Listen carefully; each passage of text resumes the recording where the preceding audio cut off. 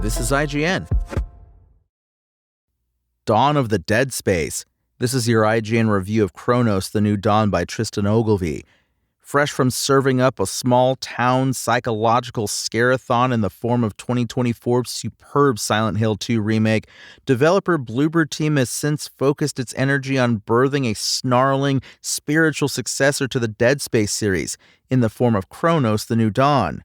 Silent Hill 2 is a tough act to follow, though, so even though Cronos is a respectable creepshow, it's hard not to be a little disappointed it didn't knock my socks off in the same way. This survival horror shooter takes place amidst the ruined, futuristic hellscape of a plague-riddled Polish city, a fascinating and foreboding expanse to set its slaughter in, but its fairly uninspired combat doesn't do enough to distinguish itself from the necromorph dismembering series it clearly draws so much inspiration from. Cronos still manages to deliver a solid slab of spooky mutant-slaying action, but a new dawn for survival horror it most certainly is not. We step into the spacesuit of the Traveler, an investigator searching the desolate ruins of the city of New Dawn after her comrade goes missing. It quickly becomes clear that almost every remaining local, aside from the curious abundance of friendly stray cats, is a hostile mutant out for blood rather than conversation. Thankfully, the Traveler has an interesting trick up her sleeve, the ability to temporarily travel back through rifts in time in order to harvest the essence of New Dawn residents before they succumb to the plague and interrogate them for clues about the fate of her fellow traveler. It proves to be a compelling mystery presented in a fairly novel way, one that seems to take as much inspiration from Netflix's Dark as it does Alone in the Dark. Although many of Cronos' haunted houses are straight out of the survival horror playbook, from decaying apartment blocks to the obligatory menacing hospital, each area feels distinct and dreamlike, thanks to hauntingly fractured architecture that seems trapped in some sort of limbo between time and space. However, connecting these interesting major areas is a noticeable amount of padding that adds unnecessary bloat to its 14-hour runtime. Even the Traveler herself gave voice to my exasperation the second time I had to put story progress on hold for upwards of an hour in order to gradually bring a train line power generator back online, and I lost count of the times I had to slowly inch my way through boil-covered corridors of biomass that felt like squeezing through Satan's lower intestines. It certainly looks and sounds revolting, but it's the sort of thing that becomes mundane pretty quickly, and the tortured torsos waiting in the walls to ambush you in these areas only grow easier to anticipate over time. Your main weapon is a fairly rudimentary yet reliable pistol that can fire either standard shots or charged up blasts, should you opt to deal extra damage on delay at the risk of leaving yourself open to a lunging attack.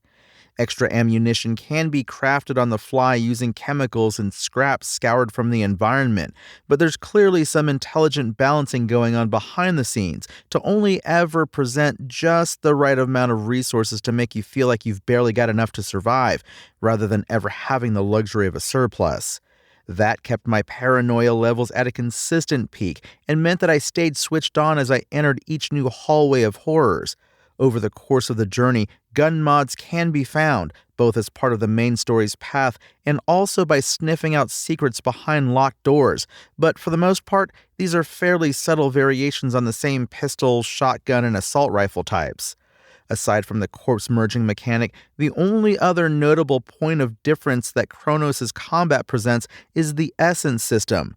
As the Traveler harvests the essence of specific story characters and other fallen comrades you find along the way, they each give you an attribute buff, like increasing the damage you deal to enemies that are on fire, or reducing the amount of resources required to craft ammo and med kits. In a system reminiscent of the equipable status effects typically found in roguelikes such as Dead Cells, you can only have 3 of these essences active at once, and you can only add a new one by sacrificing one of your existing buffs. Once it's gone for good.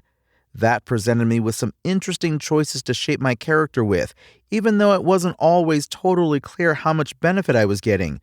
In one extreme case, the description of an essence was just a random string of numbers and letters like a suggested password from Google Chrome. I equipped it out of curiosity, but I have no idea what effect it had or indeed if it had any effect at all.